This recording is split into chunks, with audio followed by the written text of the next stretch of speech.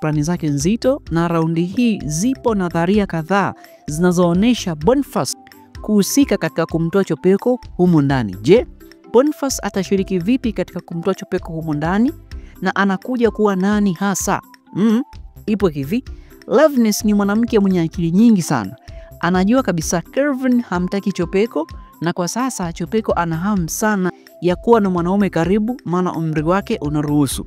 Hivyo Boniface anakuja kuingizwa kwenye game kama mwanaume ambaye anapaswa amtongoze Tina na kuishi naye kwenye mapenzi mazito ambayo yataipumbaza akili ya Chopeko na kuanza kuropoka baadhi ya mipango yake kuhusu Kelvin na Loveness.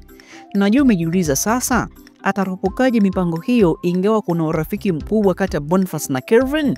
Na tena sio urafiki tu, bali mapambano makali yanayoendelea kwenye kampuni pasipowepo Boniface. Kelvin anaweza elemewa kwa kiasi kikubwa. Je, kunani hapa? Perfect. Kwanza tunafurahi kuona Boniface anakuja kwa game ya Loveness na Chopeko. Kuishare video hii punde baada ya kutazama mpaka mwisho, na usisahau kabisa kuacha komenti yako baada ya kukupatia konsepti kadhaa. Now let's go.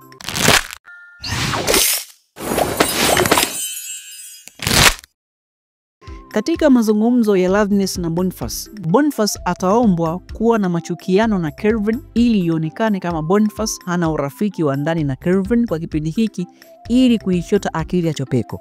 Je, vipi kuhusu Kelvin? Atajuzwa au ipoje?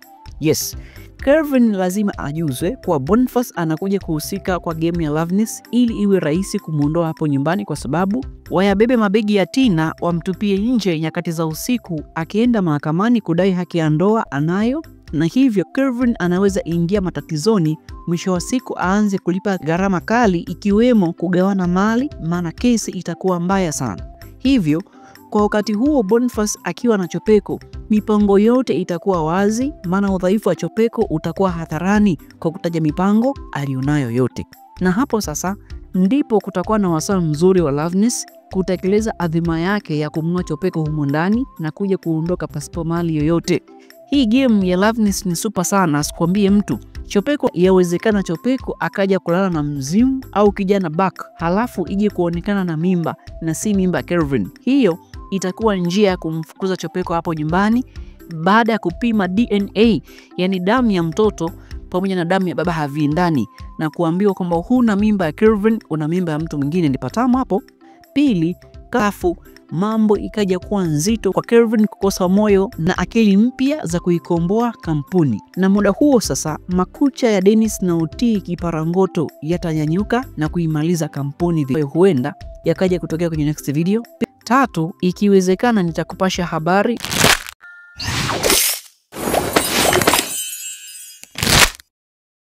Then concept fikirifu ya pili, nadhani waona namna uhondo unavyokolea. Mbali na hayo, Mama Kendi yupo kuja. Muda huo mashabiki mnapaswa kujiandaa na tukio la kumpiga Dennis na Utii kiparangoto kwa head bullshit mzito. Siku zote wanasema unakumbuka Kelvin alizungumza na Boni kuja, na mjiandae kwa hilo, japo ushindi upo tena mzito wenye kishindo kikali mno. Finally, mpango wa Loveness katika kumweka Boniface au kumuhusisha Boniface katika mchakato wa kumuondoa Chopeko hapo nyumbani unaozungumziaji, na pia konsepti ya Mama Kendi kuja kukinukisha hapa koridoni, ama upande huo hauna issue kubwa sana. Timothy nipo hapa, drop comment yako yenye maoni stahiki. Wana Family Box Media hapo hapa, comment yako ingae, plus hivyo comment